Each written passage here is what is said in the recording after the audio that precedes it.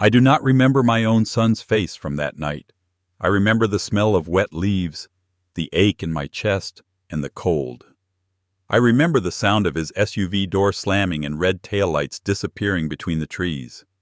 I remember my own voice, thin and confused, asking, "Daniel, where are you going?" After that, nothing, just blackness and the taste of blood in my mouth. They told me later that the man who left me in those woods was my adopted son, the boy I had raised, fed, clothed, and loved for 38 years. Today, he sleeps on a steel bed in a concrete box, and he is there because of me. But before we continue, please subscribe to the channel and write in the comments what time it is where you are now. Because when you hear what my son did to me, and what I did back, you will want to remember exactly where you were when you heard this story. I am 72 years old. My name is George. I am a widower, a retired mechanic, and until recently, a man with a decent memory. Then last winter I woke up in a hospital bed and did not know my own name. The nurse spoke slowly, like to a child. "Sir, do you know where you are?" "Cold," I whispered. "Trees. Night." "That was before," she said softly. "You're safe now. You're in St. Mary's Hospital. You were found in the state forest. Do you remember who brought you there?" I tried to picture it. A car. Hands on the steering wheel. A voice. My head pounded. It felt like someone had taken my life, shaken it, and poured it back into the wrong body. I don't know," I said. She nodded, as if that was what she'd expected. Later that day, a social worker came in with a folder. "Mr. Miller," she said carefully, "your son is on his way." My son? I looked at my hands. They were old, with brown spots and scars from years of work. I did not feel like someone's father. "I have a son?" She showed me a photo from the folder. A tall man in his 30s, dark hair, a crooked smile. Behind him was a woman, and a little girl holding a balloon. "You adopted him when he was 9, the woman said. "His name is Daniel." The picture meant nothing to me. I stared at it the way you stare at a stranger on a bus. But somewhere in my chest, a muscle tightened. Adopted. 9. A little boy with torn sneakers. A social worker's office that smelled like old coffee. My wife's hand squeezing mine. A flash of warmth. A laugh. A boy's voice. "Are you sure you want me?" Then it was gone again, like a channel changing on a broken television. The social worker smiled kindly. "Memory loss after trauma is common," she said. "You were exposed to the cold for a long time. You were dehydrated. You have a head injury, and your scans show some earlier changes, too. The neurologist thinks you may have early dementia." "Dementia," I repeated. "So I'm broken." "Not broken," she said, "but you'll need help." I stared past her, at the gray sky outside the window. If I had known then what kind of help was waiting for me, I would have asked them to leave me in the forest. I met Daniel again that afternoon. He walked into my room with a bouquet of supermarket flowers and a face full of practiced worry. "Dad," he said in a voice that sounded like an actor's line. "Oh my God, are you okay?"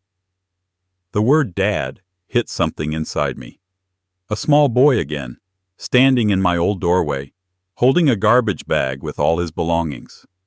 My wife Anna kneeling down to hug him, his stiff shoulders, his suspicious eyes. "Hi, Daniel," she had said. "I'm Anna. This is George. If you want, we would like to be your parents." I remembered the way he hadn't cried. Not once. Just stared, as if he was waiting for the trick. "I don't know," I told the nurse quietly. "I don't really remember him." Daniel took the chair next to my bed, sat down, and took my hand. His palm was warm, but his fingers were tense. "It's okay," he said. "Doctor told me there might be gaps. We'll work through it. I'll take care of everything, all right? You just focus on getting better." Something about the way he said take care of everything made the small hairs on my arms stand up. The social worker smiled. "You're lucky to have such a devoted son, Mr. Miller." Daniel squeezed my hand. "Of course," he said. "I'm his only family now." That part at least was true. Anna had died 3 years earlier. Heart attack in her sleep. I had woken up to cold skin and silence. After that, my days blurred together. Work at the small garage I still visited sometimes. Sandwiches eaten without taste. Television talking to an empty room. I had poured everything we had into Daniel over the years. School trips, braces, college tuition. When he wanted to start a small business, I took a second mortgage on our house. "Just until it takes off," he'd said, young and bright, eyes shining. "I'll pay you back, Dad. I promise." Promises are cheap. Interest is not. The neurologist came the next day. He wore glasses and had the serious face of a man who spends his life staring at brain scans. "We think your memory issues started before the forest incident," he said. "There are signs of small strokes. You probably had episodes of confusion." I tried to remember. I saw little things, standing in the supermarket aisle, staring at shelves and not knowing why I was there, driving home and suddenly not recognizing my own street, putting my keys in the refrigerator. Daniel had been so patient during those months, so attentive, or so I had thought. "Dad," he had said once, taking the keys from my shaking hand, "you nearly hit the curb again. This is getting dangerous. You shouldn't be driving." He had taken over more and more. "Let me handle the bills. Let me take care of your medications. It's too much for you now. Just sign here. It's just a form so I can talk to the bank on your behalf." I signed. My eyes were tired. The words on the paper swam. I trusted him. I was his father. I had taken him out of a dirty state orphanage where the staff talked about kids like broken furniture. I had sat up nights with him through nightmares he never wanted to explain. I had stood in the rain at his soccer games cheering for every clumsy kick. I did not think I had to guard myself against my own son. In the hospital, after the forest, the pieces started to appear one by one. At first they were just flashes. A steering wheel, windshield wipers, the smell of pine, Daniel's voice. But they came, and with them came rage. 2 police officers came to my room on the 3rd day, a man and a woman. They spoke as if I might explode if they raised their voices. "Mr. Miller, we just want to ask a few questions," the woman said. "Do you remember how you ended up in the woods?" I looked at Daniel. He sat in the corner, arms crossed. His jaw was tight. "No," I said. "I just remember cold and trees." Daniel jumped in. "I already told you," he said, a little too fast. "Dad insisted on going for a drive. He gets restless stuck at home. We parked near the forest, and he wanted to walk. He does that sometimes, wanders." I turned around for a second, and he was gone. I called his name, searched, then called 911. The female officer nodded politely, but her eyes stayed on me. "Mr. Miller, do you remember asking to walk in the woods?" I closed my eyes. The memory slipped like a fish. "I don't know," I said. Daniel sighed. "This is hard for him," he said. "He's embarrassed. He's been losing his memory for months. I've been trying to get him into a facility, but he keeps resisting. Maybe now he'll understand it's for his own good." Facility. The word tasted dirty in my mouth. "We just needed to check," the officer said. "You were found pretty far from the parking lot. The men who found you said it looked like you had fallen and hit your head." "The men?" I asked. She glanced at her notes. 2 hunters. They were out early in the morning. They said you were half buried in leaves, no coat, no phone. You're lucky they came by." I pictured them. Shadows between the trees. Rough hands lifting me. a thermos lid pressed to my lips. The officers left after a few more questions that I could not properly answer. My head throbbed. Daniel's knee bounced up and down. As soon as the door closed, he leaned closer to me. "Dad, listen," he said in a low voice. "You scared the hell out of me. You could have died out there. You can't go on like this. We need to move you into a home, somewhere safe, somewhere they can watch you." "I don't want a home," I whispered. "I want my house. Our house." He shook his head. "You can't live alone anymore," he said.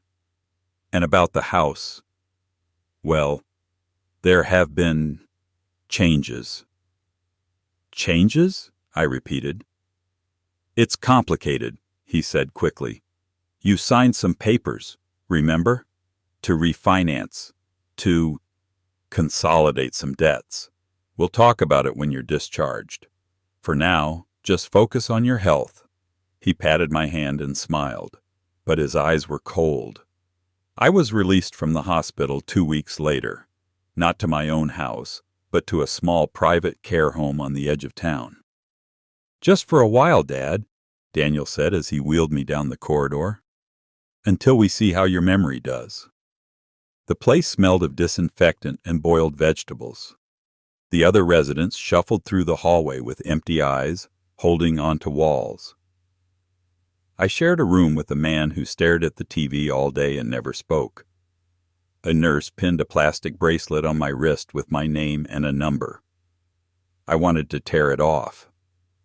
Instead, I sat on the bed and tried to breathe. Daniel came once a week.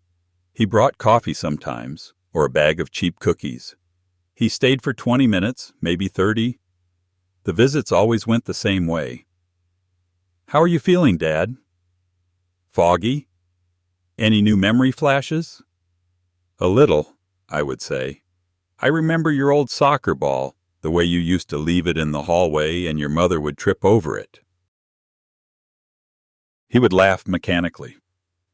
"That's cute," he'd say, then his voice would change. "Listen, I'm handling your bills now. The house needed some repairs. Property taxes went up. The home isn't cheap. Money is tight. Maybe we could sell the garage? Or the land behind the house?" "What house?" I asked once. "My house?" He hesitated only a second. "Well, technically, it's not exactly yours anymore," he said. "You don't remember, but we transferred some things. It was the best way. For both of us." "What do you mean, transferred?" My heart pounded. "Transferred to who?" "To me," he said. "For your own protection. Look, Dad, you were forgetting to pay the bills, missing deadlines. The bank was already sending letters. I had to step in." "Show me," I said. "The papers. I want to see." He smiled like a salesman. "It would just confuse you," he said. "Trust me. The important thing is you're being taken care of." That night I waited until my roommate's snoring filled the dark room. Then I pulled myself out of bed, one painful inch at a time, and shuffled to the closet. My pants hung there, folded over a plastic hanger. In the right pocket, I found my old wallet. Inside, there was my driver's license and $32. Do you know what wasn't there? My house key. A week later, I had my first clear fragment from the forest. It came out of nowhere. I was drinking tea in the common room watching a daytime show where people screamed about cheating husbands, when suddenly my hands started to shake. I wasn't in the common room anymore. I was on the passenger seat of a car. The dashboard glowed faintly. Trees slid past outside in the dark. Daniel's hands on the wheel, his profile lit by the instrument panel. "Where are we going?" I heard my own voice ask. "You said you used to walk here with Mom," he said lightly. "Thought it might jog your memory." "I'm tired," I said. "Let's go home." "Just a little farther," he said. Then a cold hand on my arm, guiding me out of the car. Wet leaves under my shoes. The sound of the engine idling. I don't like this, I whispered. It's okay, he said. I'll be right here. We walked a little way. My feet slipped. My heart raced. The trees closed in. Then his hand left my arm. Daniel? I said. Silence. A car door slamming, engine revving, red light moving away. Daniel! I shouted, panic rising. Daniel, please! My foot caught on something. I fell. My head hit something hard. And then, darkness. The teacup slipped from my hand and shattered on the floor of the care home common room. Hot liquid splashed my slippers. The nurse rushed over, scolding me gently, wiping. I hardly heard her. He left me there, I thought. He did it on purpose. My own son walked me into the woods like a sick dog and left me to die. For 3 nights, I did not sleep. My mind, broken as it was, turned that memory over and over, like a stone in a river. I wanted to go to the police, to tell them everything, to demand that they arrest him for attempted murder. But even in my anger, I understood the truth. A confused old man with dementia, accusing his devoted, successful son of trying to kill him, with no witnesses, no coat, no memory of the road, no clear dates, no proof. Daniel would cry in front of them. He would talk about my episodes, my confusion, how I had wandered off before.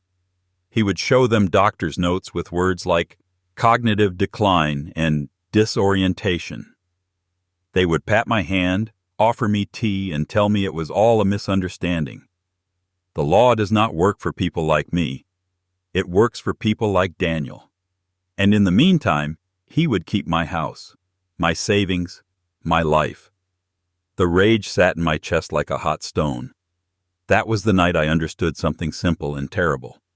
If I wanted justice, I would not find it in any courtroom. I would have to take it myself. And if I was very careful, I could use the one thing that Daniel thought made me weak. My broken memory. That night, staring at the cracks on the ceiling of the care home, I realized my illness was not only a curse, it was a mask, and I was going to wear it. That was the second turning point of my life. The first was when I adopted my son. The second was when I decided to destroy him. Revenge is a strange thing to plan when you cannot even remember what you had for breakfast. I started small. Every morning, I wrote down everything I remembered as soon as I woke up. The notebook was cheap and thin, but it became my second brain. Dates, times, fragments. Daniel came, smelled like expensive cologne, asked again about selling land. Nurse Linda said 2 hunters found me near Miller Creek. Doctor mentioned police talked to Daniel twice. When I filled that notebook, I hid it under the mattress. I bought a second one from the little shop near the care home during a supervised outing. I hid that one in the back of my wardrobe, behind a stack of old sweaters. I also started asking questions in a harmless voice. To the nurses. Funny, how did they even find me in such a big forest? Oh, some local guys, one of them said. They left a card in your file, remember? Wanted you to know they were glad you were okay. She showed me the photocopy. 2 names, a phone number, and a few words. Nikos and Bobby, from the cabin near Miller Creek. Call if you ever want to say thank you. I wrote down the number. To Daniel. Son, you remember the walk in the woods? Why did we go there that night? He flinched just slightly. You insisted, he said. You get restless sometimes. We've talked about this. I nodded, pretending to be convinced, then wrote, He lies quickly, without thinking. To the social worker. You said we changed the house title? When did that happen? I'm old. I forget. She looked at her papers. Well, according to this, the house was signed over to Daniel 6 months ago. You signed here and here, giving him full control. And then, 3 weeks before the forest incident, there was another document, power of attorney for your accounts. I stared at the photocopy of my own messy signature. I could not remember writing it, but I recognized the shaky lines as the ones I had started making when my hand began to tremble. If I told you I don't remember signing that, I asked quietly, would that matter? She hesitated. It would make things complicated, she said. But without evidence of fraud, it would be hard to challenge. And since he is paying for your care... I thanked her. Then I went back to my room and sat on my bed for a long time, feeling something inside me harden. 2 weeks later, I made my first phone call to the men who had pulled me out of the dark. A young nurse lent me her cell phone during her break. She thought I wanted to call my son. Instead, I dialed the number from my notebook. Yeah? A rough voice said. Is this Nikos? I asked. Who's asking? The old man you pulled out of Miller Creek, I said. The one half frozen in the leaves. There was a short silence, then a chuckle.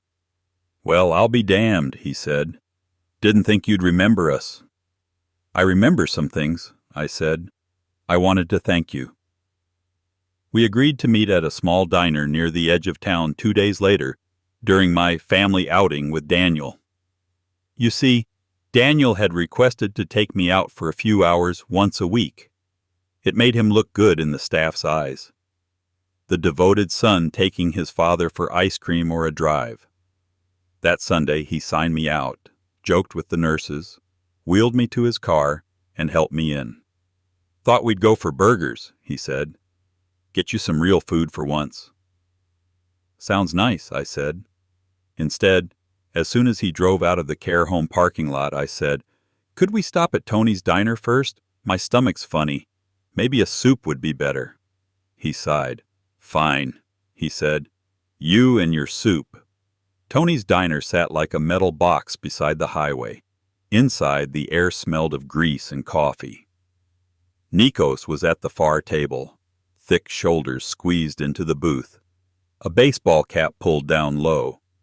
Opposite him sat a thinner man with tired eyes. Bobby. They looked up as we entered. Recognition flashed in their faces. Over there, I said to Daniel, pointing. He frowned. You know those guys? From the forest, I said. They helped me. I told them I'd say thank you. You don't mind, do you? He hesitated, then forced a polite smile. Of course, he said. The heroes. We sat. Introductions were made. Nikos pumped my hand. Good to see you vertical, old man, he laughed. When we found you, you were closer to the other side. Daniel smiled tightly. Thanks again for helping my father, he said. I was worried sick. Nikos snorted. Funny, he said. The cops said they couldn't reach you for hours after we called it in. Phone kept going to voicemail. Daniel's jaw clenched. I was asleep, he said. Didn't hear it. I'd been up all night looking for him. Nikos raised his hands. Sure, he said. Whatever you say. I watched Daniel carefully. A vein in his neck pulsed. We talked about harmless things for a while. The weather, the road conditions, the price of gas. I let the conversation wander until Daniel relaxed, checking his phone, scrolling while we spoke. Then I asked the question I had brought in my pocket like a loaded gun. So, I said casually to Nikos, you still working near that storage building you mentioned when we spoke on the phone? The one with all the tools and copper wire? His eyes narrowed. Why? He asked slowly. Daniel looked up. Storage building? He asked. Nikos shrugged. New development in the forest, he said. Company put up a secure shed by Miller Creek. Stores equipment, materials, all that.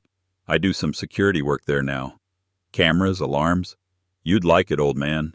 No one can get in without us seeing. Cameras, alarms. I pretended to be impressed. Sounds fancy, I said. Back in my day, we just put a padlock on the door and hoped for the best. Daniel's eyes had changed. Greed glimmered there, faint but familiar. Nikos checked his watch. We gotta go, he said to Bobby. Shift starts soon. They said their goodbyes and left. As soon as the diner door shut behind them, Daniel leaned closer to me. Why didn't you tell me you'd talked to them before? He asked. I sipped my soup. Forgot, I said. He studied me. I let my eyes drift, unfocused, the way they did sometimes when my mind slipped. Dad, he said slowly, what exactly did you talk about with them? Oh, nothing, I said lightly. Just old times, the forest. I told them I used to hide things in the woods when I was a kid. His head snapped up. Hide things? He repeated. Like what? I took another spoonful of soup, letting the silence stretch. Money, I said quietly. Back when the garage did good, before the bank accounts. I did not trust banks. Old habit, you know how it is. It was a lie. I had never buried anything in those woods, but Daniel did not know that. He stared at me, breath shallow. How much money? He asked. I lifted my shoulders. Who remembers? I said. Boxes. Maybe 3, maybe 4. I was going to dig them up with your mother and surprise you one day. But then she died. And then my head. I tapped my temple. Everything went foggy. He swallowed. And where exactly did you bury it? I frowned, pretending to think. Then I drew a small circle on the table with my trembling finger. Near the creek, I said. Close to an old shed. There was no road back then, just a path. Big oak tree with a scar on the side. I marked it, but I can't remember now. All mixed up. He sat very still. Is it still there? He whispered. I gave him the look of an over-trusting, half-broken old man. I don't know, I said. Maybe. But what would I do with it now? I forget my own name sometimes. Money won't make me young. If someone finds it after I die, good for them. The hook was in. All I had to do was let him pull on it. Over the next 2 weeks, I started remembering more details, always in bits, always like an old man trying to reach something on a high shelf. I think it was 4 metal boxes, I said one afternoon as he walked me back to my room. Or maybe 3. We bought them at that hardware store that used to be on Maple, the one that burned down. 4, he said without hesitation. You told me 4 before. Did I asked, eyes innocent. This stupid head. Another time I said, there was a big rock near the tree, flat like a table. Your mother sat on it once and said it felt like a bench. I remember her laughing. He listened carefully, nodding, storing every piece of the picture. I also made sure he knew something else. I never told the bank about that money, I confided. Never told anyone, really. Not even the accountant. We didn't want trouble with taxes, you understand. He looked at the doorway, making sure no one was passing. So, that money is off the books? He whispered. Off the books, I agreed. Dirty, you could say. But what do I care now? I will be gone soon. You and the government can fight over the crumbs. Now his pupils dilated. Government doesn't have to know, he said quickly. If it's cash, and it's still there, we can use it, quietly, for your care, for everything. I shook my head. Too much trouble, I said. And my legs, I can't go digging in the forest. I let the idea hang in the air like the smell of food in a closed room. I knew him. I knew the hunger that had always lived in him. The hunger that no amount of birthday presents or second chances had ever fully satisfied. Daniel was not a man who would leave 4 imaginary boxes of cash lying in the dirt. At the same time, I worked on the other side of my plan. I spoke to Nurse Linda again. You said the police came twice after they found me? I asked. Yes, she said. First time when you were still asleep. Second time to follow up. Why? Do you think they would talk to me again if I remembered something? I asked. Something important? She studied my face. Did you remember something? She asked. I nodded, let my hands tremble a little. A voice? I said. In the forest, saying, it's better this way. It sounded like my son. But maybe it was a dream. I don't want to accuse him if I'm wrong. Her mouth tightened. I'll call the officer, she said. They'll decide. I shook my head. Not yet, I said. I'm still confused. I don't want to waste their time. But if something ever happens to me again, if I disappear, I want there to be a note. A note? She repeated. I want you to write down what I just told you, I said. Keep it in my file, or give it to someone you trust. If I go missing, again, I want the police to know that I was afraid of my son. Can you do that for me? She hesitated, but in the end she nodded. I'll make a note, she said, just in case. That was one insurance policy. The second was with Nikos. We met again, this time without Daniel. Linda arranged a walking therapy session around the parking lot for me, and while the other residents shuffled with their walkers, I slipped quietly to the back fence where Nikos waited in his rusted pickup. He looked at me like I was a ghost. Damn, old man, he said. You move better than I thought.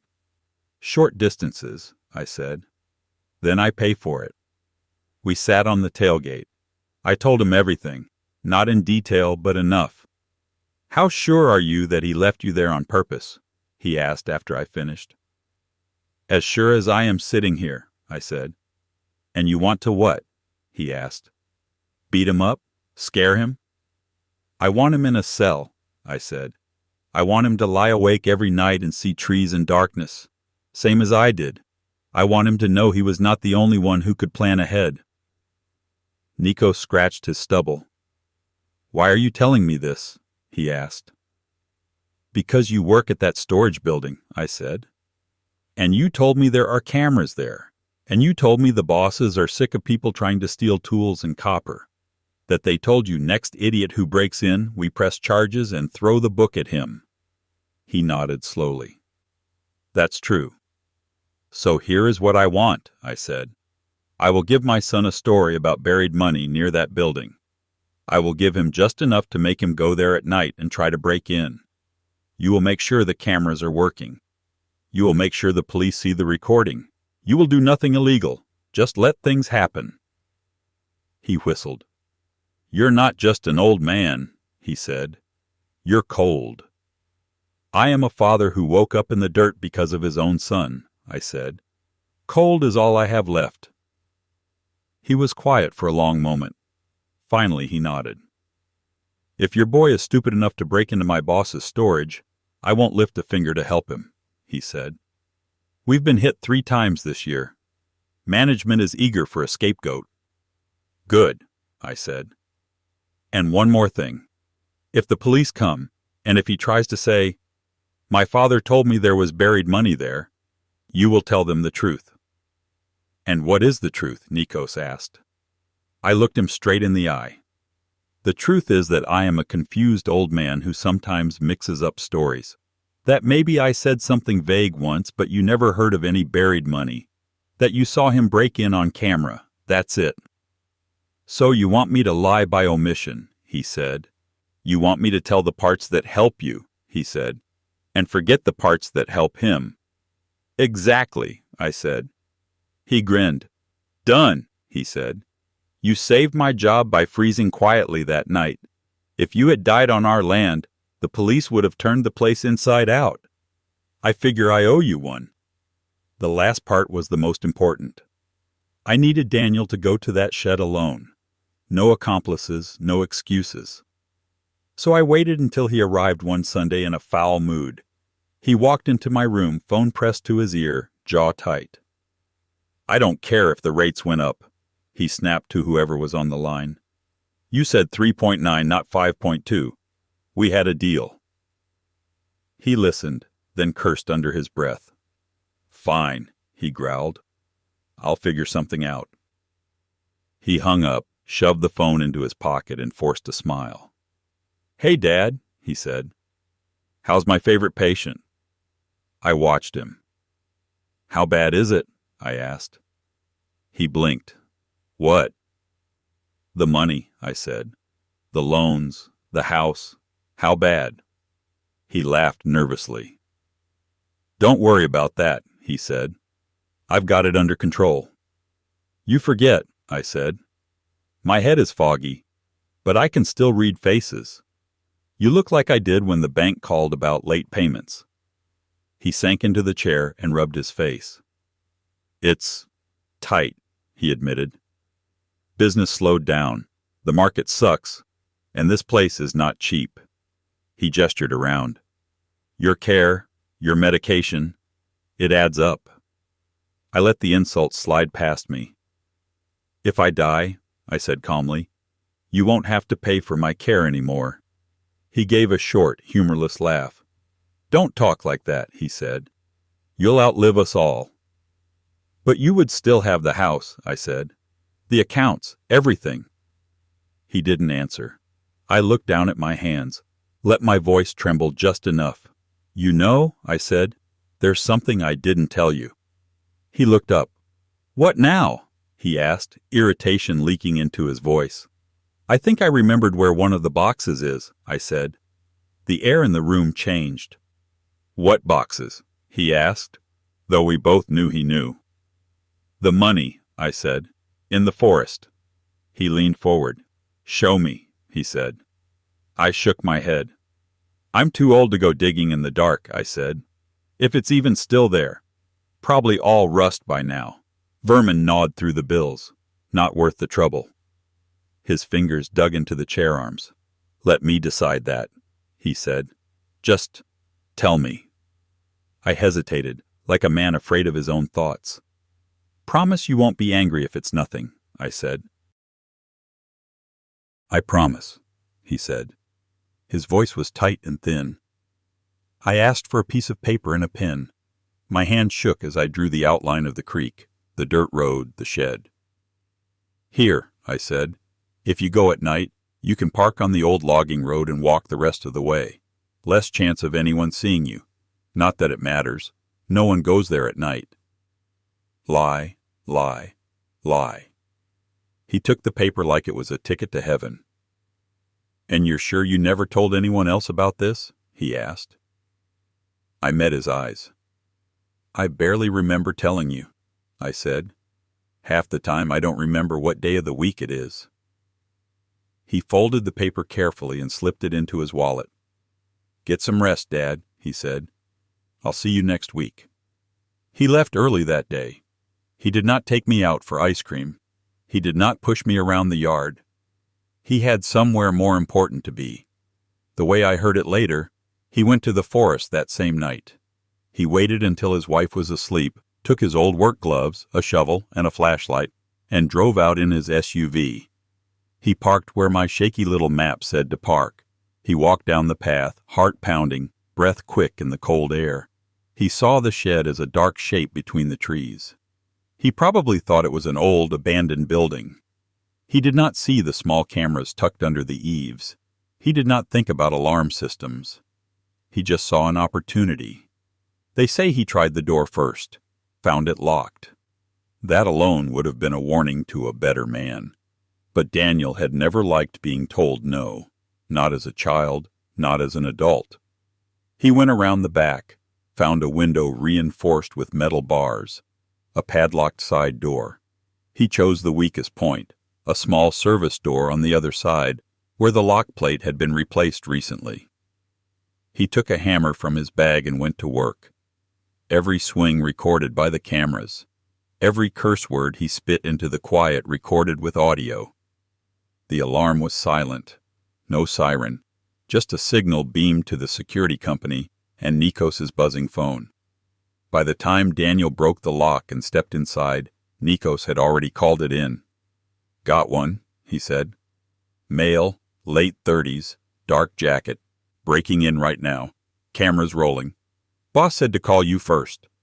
The police cars were already on their way before Daniel started ripping open crates, looking for metal boxes that did not exist. They caught him with a coil of copper cable over his shoulder and a crowbar in his hand. He tried to talk his way out of it, of course. "My father told me there was money here," he shouted. "He said he buried it. This is a misunderstanding." The officers looked at him like he was insane. Your father buried money in a corporate storage shed? One of them asked. Sure he did. You have the right to remain silent. His mugshot was taken at 3 a.m. He called his wife at 4. He called me at 9. They brought the portable phone to my room after breakfast. The nurse whispered. It's your son, she said. He sounds upset. I took the receiver slowly. Hello? I said. His voice came through the line like broken glass.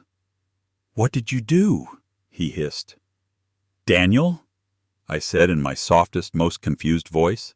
Is everything okay? You sound strange. You set me up, he shouted. You and that stupid story about buried money. You knew there was a storage building there. Security, cameras. They arrested me. They think I'm some thief. Arrested? I repeated, letting my voice shake. For what? For breaking into a shed, he snapped. They say I'm part of some theft ring.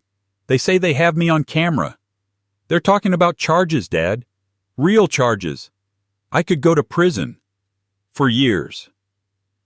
I made a small, frightened sound. Oh dear, I said. Why would you do that? You told me there was money there, he yelled. You gave me a map. Silence stretched between us. I gave you a map? I asked slowly. You must be mistaken, son. I can't even remember what I had for breakfast most days. I have the paper, he shouted, with your handwriting. Then show it to them, I said gently. If it's real, they will understand. They will see it was a big mistake. There was a pause. The lawyer says that even if you did tell me about some buried money, he said, voice suddenly lower, it doesn't matter. The building belongs to a company. I had no right to break in. They have me on video. The DA is furious. They've been waiting for someone to make an example of. I'm sorry, son, I said. Sorry? He spat. You ruined me. You old fool. I let a small silence fall, then spoke quietly. Daniel, I said, why didn't you just go to the police when you found out about my condition? Why didn't you tell them you were afraid I might wander again? Why did you drive me to the forest and leave me there? He went completely quiet. I didn't, he began. I remember the car now, I said softly. I remember your hands on the wheel. I remember you saying, it's better this way. That's not what happened, he said quickly. You're confused. The doctor said, No, the doctor said my memory is broken, I interrupted. Not gone. I may forget many things, Daniel, but some moments carved themselves deep, like a knife. Breathing. Fast. Shallow. You think anyone will believe you? He said. Some half-senile old man against a community volunteer and successful businessman? I don't know, I said. But I do know this. The nurse made a note in my file, months ago, about my fear, about my suspicion. If something happens to me, they are supposed to tell the police. I heard him swallow. And I spoke to the men who found me, I continued. They know the spot where my body would have been if they had not come along. They know there was no coat, no phone, no flashlight, no nothing, no sign that you searched for me. You're lying, he whispered. Maybe, I said. Maybe I am. Old men lie sometimes, but so do younger ones. The difference is that younger men leave traces, records, documents, security footage. He exploded then, curses pouring out of him, words I will not repeat. I held the phone away from my ear until the storm ran out. When he finally went quiet, I spoke one last time. I gave you everything I had, I said. I took you in when no one else wanted you. I stayed when you pushed, screamed, stole. I paid your debts. I mortgaged my house for your dreams. And when I started to slip, when I needed a hand to hold in the dark, you walked me into the forest and left me for dead. My voice did not shake now. It was iron. You should be grateful, Daniel, I said. There is more mercy in what I did to you than there was in what you did to me. You will have a bed, a roof, 3 meals a day. I had leaves and stones. You're sick, he breathed. You're insane. Maybe, I said, but I'm still here. I hung up. My hand shook for a long time after I put the receiver down. The legal part that followed was quick, at least for me. I watched it from a distance, like a man watching a storm through a window. The company that owned the storage shed pressed charges. They were tired of thieves. The prosecutor was happy to have clear footage. There had been similar thefts in other places with the same kind of break-in. Daniel's lawyer tried to argue confusion, tried to paint Daniel as a desperate son misled by his demented father's stories. But the company's lawyer had paper after paper showing Daniel's financial trouble, his past fines, his forged signatures on loan applications. The DA dug deeper and found other interesting things in his past dealings. The court did not talk about the forest. That part stayed in the shadows. I did not testify. I was never called. Maybe the prosecutor thought an old man with memory problems would complicate the case. Maybe they did not know what to do with the note in my file. Maybe they just did not care. They had enough with the break-in and the financial fraud. All I know is that one day the nurse turned off the television and said, "It's on the local news." We watched together. There was my son in handcuffs being led out of the courthouse, face twisted in anger. The reporter spoke about theft, forged documents, elder financial abuse. Elder financial abuse. Those words tasted like a small, bitter justice on my tongue. When they read out his sentence a week later, I was alone in my room. 6 years. 6 years in a place with bars on the windows. 6 winters where the only trees he would see would be the ones beyond the prison fence. Sometimes, late at night, I feel something that is not quite satisfaction and not quite guilt. I think of the boy with the torn sneakers and the suspicious eyes, sitting at our kitchen table for the first time, hands in his lap, waiting to be sent back.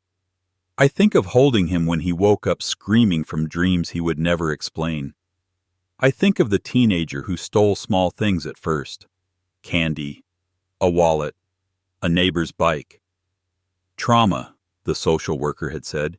He is testing you, seeing if you will still love him when he pushes. We loved. We forgave. We tried again. I think of every chance he got.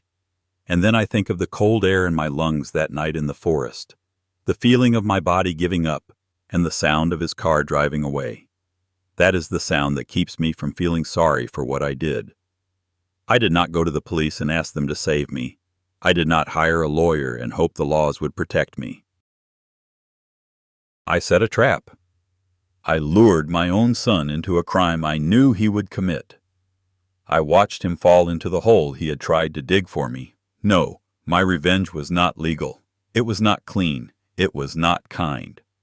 But it was mine. And now, on the days when my memory is clear, I sit by the window of the care home and watch the light move across the floor. Sometimes I forget what I had for breakfast.